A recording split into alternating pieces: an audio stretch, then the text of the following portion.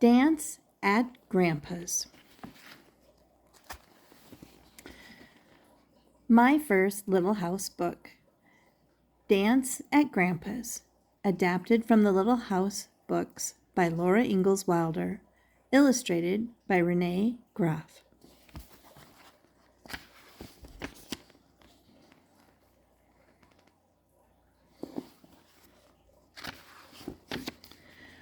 Once upon a time, a little girl named Laura lived in the big woods of Wisconsin in a little house made of logs. She lived there with her pa, her ma, her big sister Mary, and her baby sister Carrie, and their good old bulldog Jack.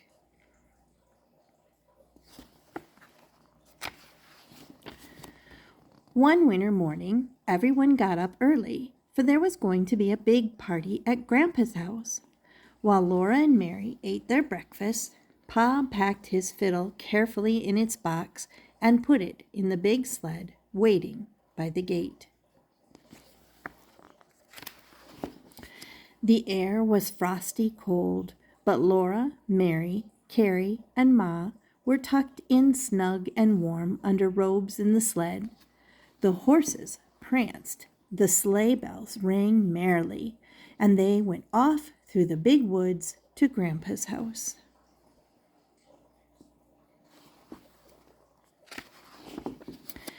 It did not seem long before they were sweeping into the clearing at Grandpa's house.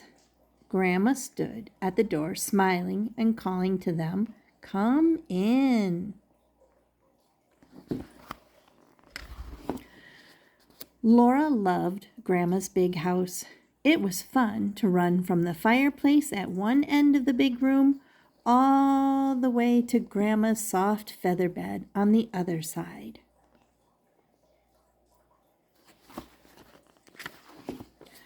The whole house smelled good. There were sweet and spicy smells coming from the kitchen, and the smell of hickory logs burning with bright, clear flames in the fireplace.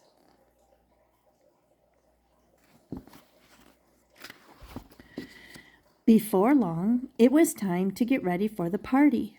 Laura watched while Ma and the aunts made themselves pretty. They combed their long hair and put on their best dresses.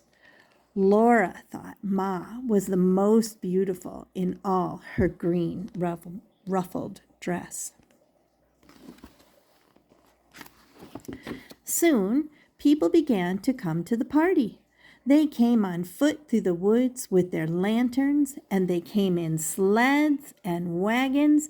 Sleigh bells were jingling all the time.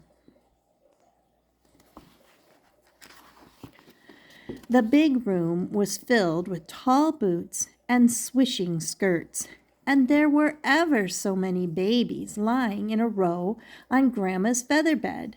Laura thought baby Carrie was the prettiest.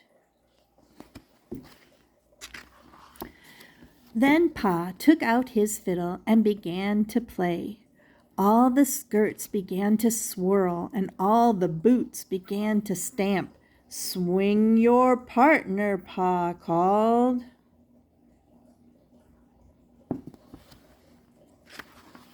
Laura watched Ma's skirts swaying and her dark head bowing, and she thought she was the loveliest dancer in the world.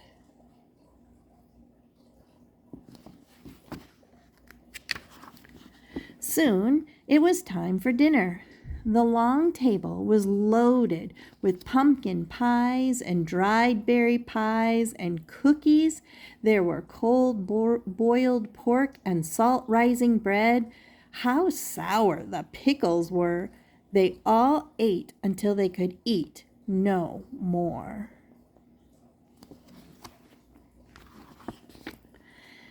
The fiddling and dancing went on and on until it was time for Laura and the other children to go to bed.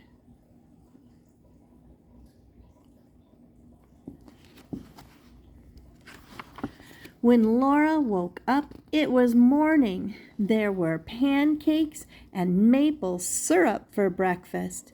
And then Pa brought the horses and the sled to the door. Pa tucked Laura and Mary and Carrie and Ma into the sled.